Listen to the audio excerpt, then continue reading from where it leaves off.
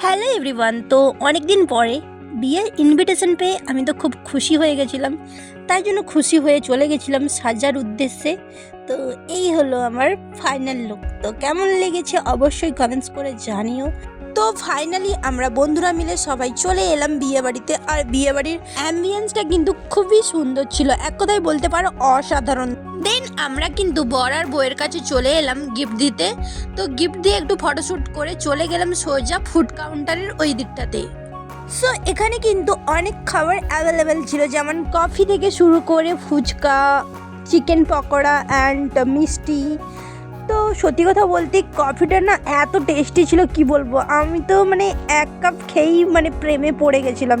এইদিকে দেখতেই পাচ্ছ দই ফুচকা, নর্মাল ফুচকা, তারপরে এইদিকে ছিল মিষ্টি।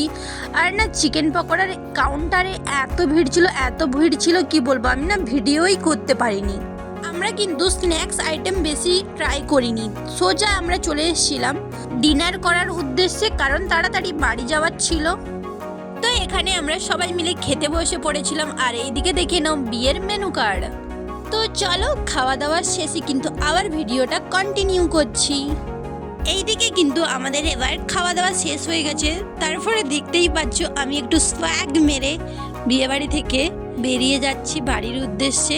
সো গাইস, আজকের ভিডিওটা কিন্তু আমি এখানেই সমাপ্ত করছি। তো আমার ভিডিওটা আজকের কেমন লাগলো অবশ্যই জানিও। আর তোমরা আমার কাছ থেকে কি ধরনের ভিডিও চাইছো অবশ্যই কিন্তু কমেন্টস করে জানিও। তোমাদের কমেন্টস পেলে কিন্তু আমার খুব ভালো লাগে। যাই হোক, ভিডিওটা ভালো লেগে থাকলে অবশ্যই বলবো শেয়ার করে দিও। আর হ্যাঁ, লাইক কমেন্টস করতে কিন্তু ভুলো না। যাই হোক, টাটা বাই বাই, সবাই ভালো থেকো, সুস্থ থেকো। দেখা হচ্ছে আবার নেক্সট কোনো ব্লগে। টাটা।